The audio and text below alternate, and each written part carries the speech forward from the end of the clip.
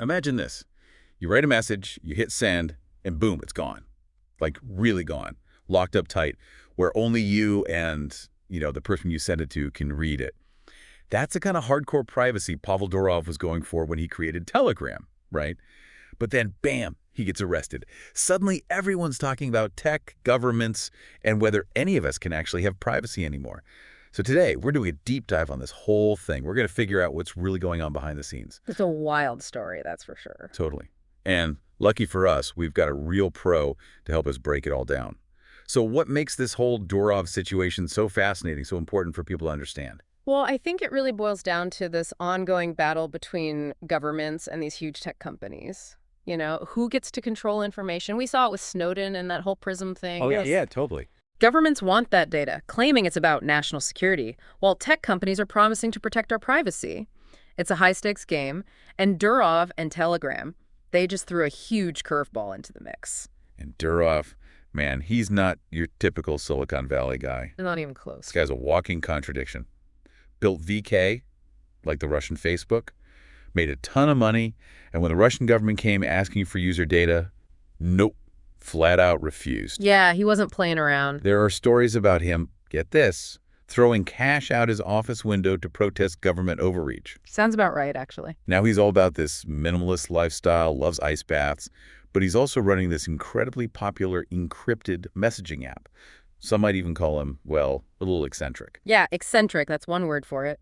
But maybe you have to be a little different, to stand up to these powerful forces and say, no, privacy matters. Exactly. And you can't understand Telegram without understanding Durov's background. He saw firsthand how a platform like VK could be used for good, for connecting people, but also for surveillance. His experience with the Russian government, how they operate, it's all baked into Telegram's DNA. Makes you wonder if he built it as a fortress, almost. Absolutely. For Durov, privacy wasn't just a selling point, it was the whole point. It was the line in the sand.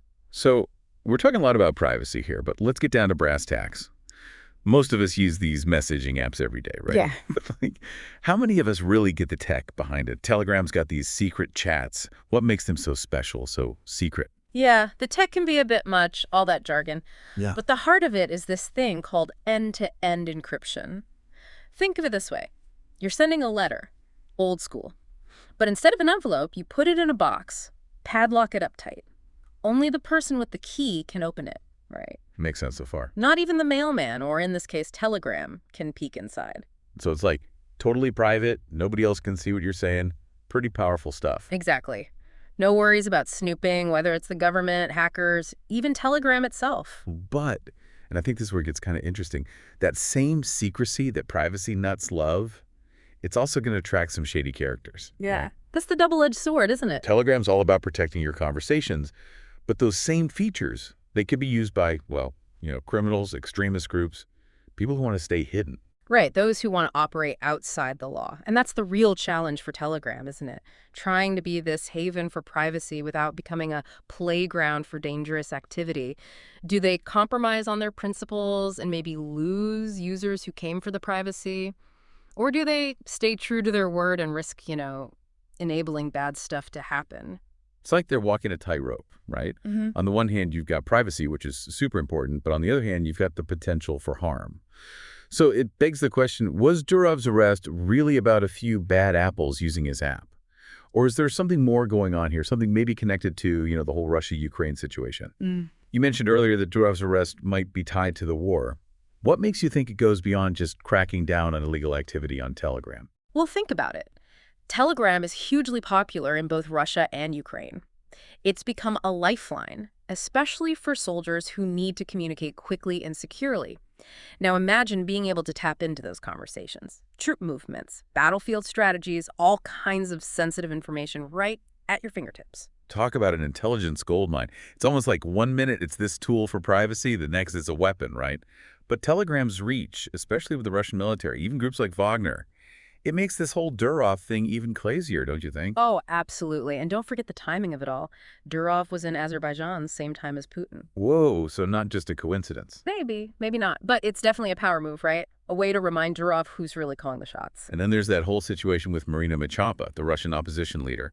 Oh, yeah, that's a chilling story. Raided, and get this, They knew exactly what she'd been saying in her private Telegram chats.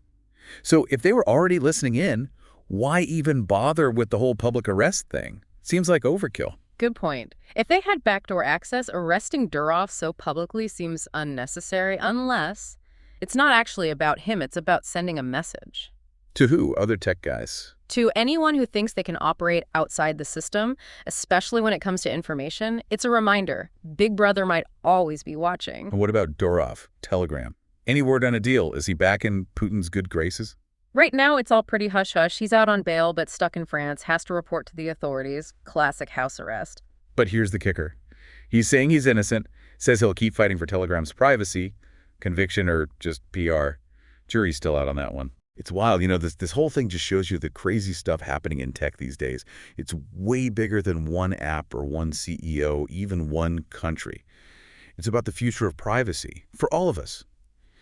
Can we actually have both security and freedom in a world where someone might always be listening? I mean, where do you even draw the line? That's the million-dollar question, isn't it? And it's one we all have to grapple with every day, every app you open, every website you visit.